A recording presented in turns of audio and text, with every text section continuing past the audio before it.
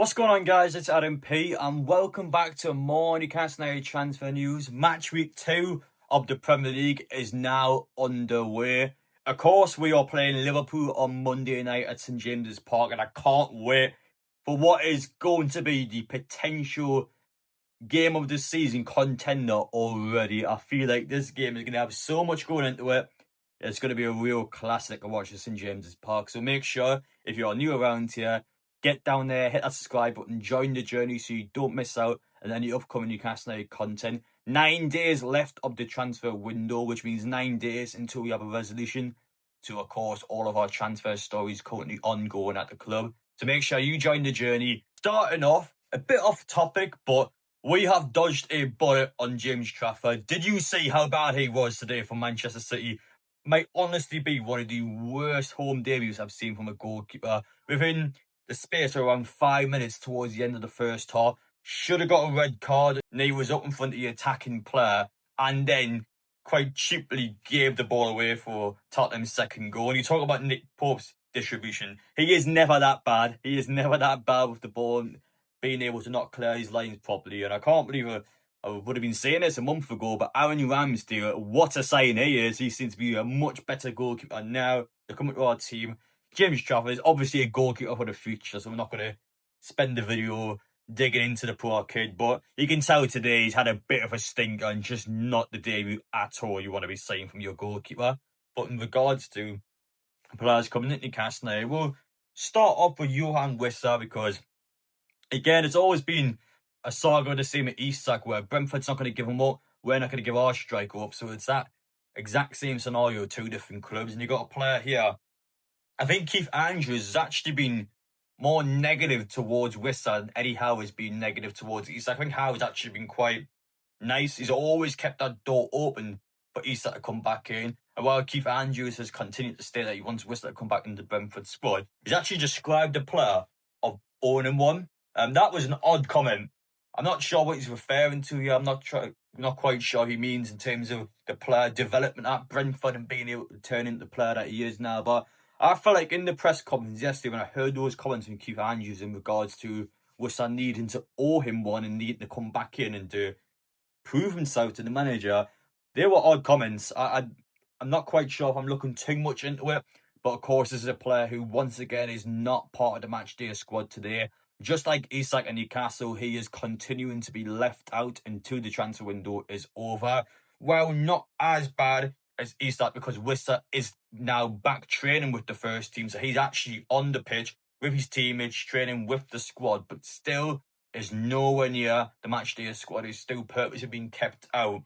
So it depends on which way you look at it. But this is a player that has publicly removed his photographs, removed all these references and history with Brentford, a player that is clearly wanting to join Newcastle United. It's been described by Craig Hope, a player who is still looking forward and hoping that he can join Newcastle United this week. And I feel like with the amount of time he's got left in his contract, I'll still be keeping an eye on this one. I still think there is leg room. I still feel like there could be a potential compromise, but that all depends on Brentford being able to bring in an extra attacker. But I felt like, especially with the manager comments towards the players, I feel like there was something to take away from that. And when you look at the attacking players Newcastle are currently looking to bring in, William Osula could be going out the other way. It's now been described by Sky Sports over in Germany that Leverkusen is interested in bringing the player in. And it hasn't defined in the message here whether that would be a loan move or permanent deal. But it doesn't make any sense in Newcastle United point of view. Now, I'm going to be honest towards Osula. He's still incredibly young, but I was hoping for him to kick on during the summer pre-season. I was hoping to see the player be able to grow into his own and just to be able, with all the background noise, just to kick on and have some performances for Newcastle. He got consistent game time across the summer, but never impressed me, to be fair. I thought, like, watching the games, I watched Osula, he just wasn't involved enough.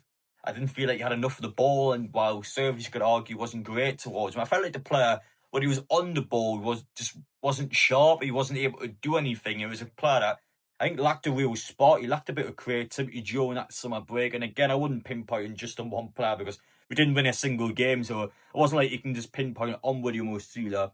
However, despite the ongoing striker situation, he is still not going to start for Newcastle United. He still is sitting on the bench, and he still is probably a player that Eddie Howe may or may not sub on unless there's like 5 or 10 minutes left to a game. So let's say Leverkusen now actually offered good money. I don't know what it could be, but let's say it was actually a permanent deal and you're talking potentially, was it 25, 30 million pounds? Would you say yes to that? I can't believe I'm saying this with a striker situation at Newcastle United and the lack of strikers, but if there's good money here where Newcastle actually overturns a good profit on him, while I do not want to sell William Osula and I will stand by now, or much rather Newcastle keep Osula, I want to see this player potentially, if we have to, let him go out and loan and let him develop. But ultimately, this is a player I want to see succeed at Newcastle, and I do not, under any circumstances, would want him to go. However, if there's good PSR profit money there that is available potentially from Leverkusen, while that is also a good potential opportunity for the player, I also wouldn't be against it, but I need to hear more about it. And currently, when I look at these links, it doesn't make logical sense at the minute because we don't have a striker, we haven't signed a striker, so how can you then let a different striker go? That's not even the one that actually is complaining and kicking off behind the scenes. If you then let the other striker go, then we're going to have real turmoil with that individual behind the scenes, and he's going to be kicking off even more. So when I look at the situation now, it's in Newcastle's best interest to keep a hold, and we have to bring strikers in anywhere. To then let a different striker go doesn't make sense. But if there's good money there, I can understand in a business point of view why you would do that. We'll keep an eye on this one though, because I feel like the actual link itself seems a bit weird. It seems like a link that you wouldn't expect to see towards the back end of the transfer window, but it's one that's certainly an Osula's case. Lack of game time he's been getting with Newcastle. Maybe if he wants to try his luck, who knows? But we'll see what happens. I don't think there's much in it, to be honest. I feel like I'm looking more into this transfer saga than it actually needs to be looked at. I think we look at William Osula now as a player that still needs a lot of cooking in the oven. We can talk and we can mention them all we want, but this is a player that needs actual game time with Newcastle United's first team during the season. I've just critiqued his performances during pre-season before, but again, it's pre-season and you're talking 30 to 35 degree temperature heat over in Asia, so I can't exactly criticise the player for those matches. So I would like to see him in the cup games, off the bench in a few of the Premier League matches. We need to get the strikers in. That's the most obvious point. Newcastle will do that at some point. But of course, with a striker behind the scenes that we know is not wanting to play at Newcastle, we're going to need people like Osula to be able to step up to the occasion. We need people like Osula to help Eddie Howe out. So we'll see what happens. But ultimately, I think the Osula stuff, I wouldn't necessarily believe at the minute. But if there's serious money to be played around with there, I think Newcastle may actually end up in a conversation like that. We'll see as time progresses. We'll see as time goes on. But eyes are forward, looking ahead to Liverpool on Monday. St James's Park, Monday night. Of course, all our fans are going to be drinking pints before, and they're going to be drunk beyond drunk, and they're going to be giving it absolute all at St James's Park. And I would like to see Newcastle United give some free pints out before the game, just to get those fans even more drunk, so we can then actually have a real atmosphere. And that atmosphere is going to be unbelievable anyway, because it's our first match between each of us since the Carabao Cup final. Of course, the transfer stuff behind the scenes, that's going to be the real fire going at the game. You know, Liverpool fans are going to come at St James's Park and they're going to gloat about Isak. They're going to come and gloat about the chance of the player joining them. The player's not even going to join them this summer, but they're still going to come to St James's Park and they're going to gloat and they're going to rub it in our faces, and they're just going to try and show Newcastle fans up. So in our point of view, on the pitch, especially those players, with all that noise going on, they need a point to prove. They need to go out there and properly take it to Liverpool. And speaking of that striker behind the scenes, I've even seen more Newcastle United shirts. I mean, this guy's got F Isak and then 14 upside down. I mean, I don't know how people even think of getting these in the back of their shirts. And I have to say, the 14 upside down is quite a creative way of going around it.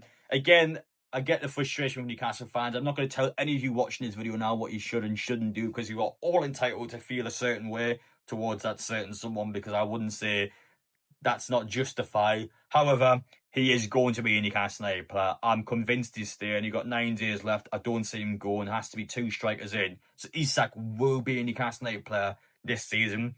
So anyone with the F Isak on the back of their shirts, just remember he is a Newcastle United player. We need to try and get this guy back on our side. And I can fully understand and I would agree as well with the critique and the comments towards the player, but we need to make sure once that window closes, we can just trust in Eddie Howe, trust in the players, and trust in our ownership to be able to get this player back on our side. We've seen it before in football. It has happened before in football with better players, so we can do it. We can deal with it, and we can move on from this. But yeah, I think it's hilarious, but at the same time, just try and, I guess, calm it down a little bit once we know which way this transfer saga is going to go.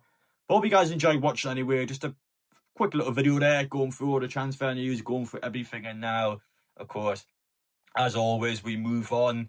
Just over a week now, the transfer window. We're going to see which way it goes. Will Wissa join Newcastle? Will Isak leave Newcastle? And if it's not those two who will come into Newcastle, there's a lot of questions to ask, and we're going to find the answers to those shortly.